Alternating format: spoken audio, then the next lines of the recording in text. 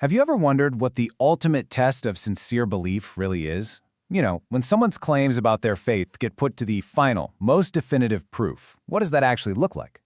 Well, we're going to dive into this incredibly powerful passage from the Quran's second chapter, Al-Baqarah, because it explores this exact question with some seriously sharp and profound logic. Everything builds up to this one unbelievable challenge: wish for death. Wow, I mean, that sounds so extreme, right? But what could possibly lead to a demand like that? This isn't just some throwaway line, it's the knockout punch in an argument designed to expose the gap between what someone says and what they truly feel in their heart. So, the whole story kicks off with this really bold declaration.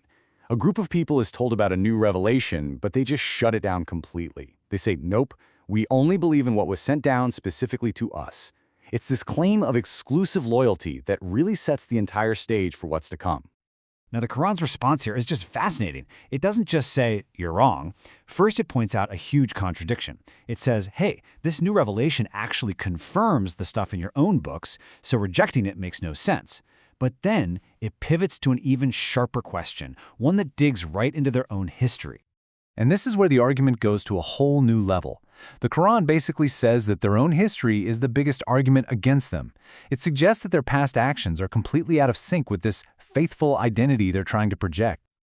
I mean, look at this. When you put it side by side, the conflict is just so clear. On one side, you have the claim, we are totally faithful to our scripture.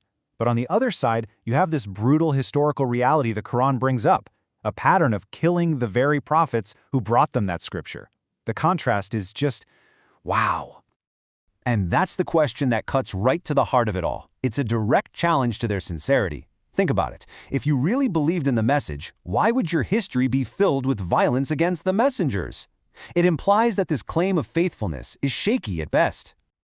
Now, to really hammer this point home, the Quran doesn't just leave it at a general accusation. Oh no, it brings up one of the most famous and significant events in their entire religious history, the incident of the golden calf. This isn't some minor issue. We're talking about a foundational betrayal. The argument goes all the way back to the time of Moses. These people had witnessed incredible miracles, right? Clear proofs from God. And yet, the moment their prophet was gone for just a little while, they turned to worshiping an idol. The Quran calls this out as a profound injustice, a major wrongdoing that just shatters their covenant with God. When you see it broken down like this, the seriousness of it really hits you. There's a clear sequence of events.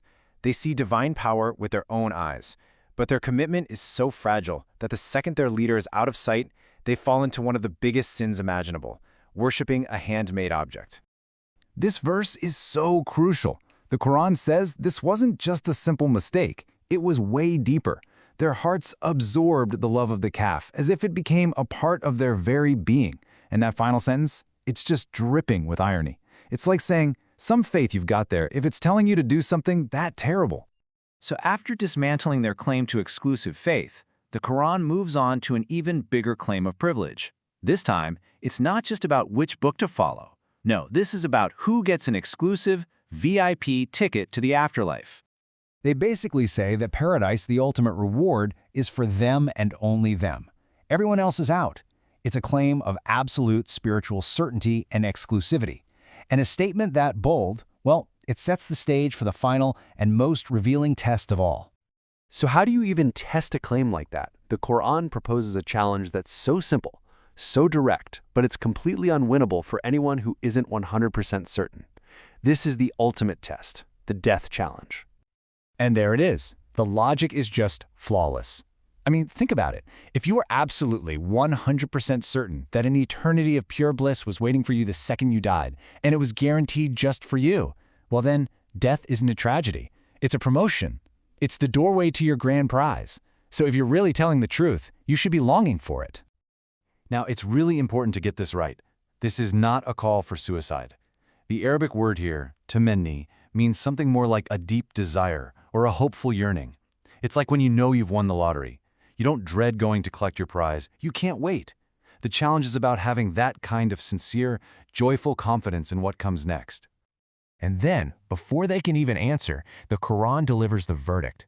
It says with total certainty that they will never be able to make that wish. And why not? Because of their own actions. Their past deeds are a massive roadblock that makes this kind of certainty impossible. And that's the whole point, you see. Their hands aren't clean.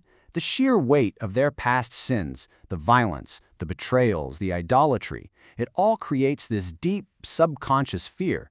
They know deep down they're going to have to answer for all that.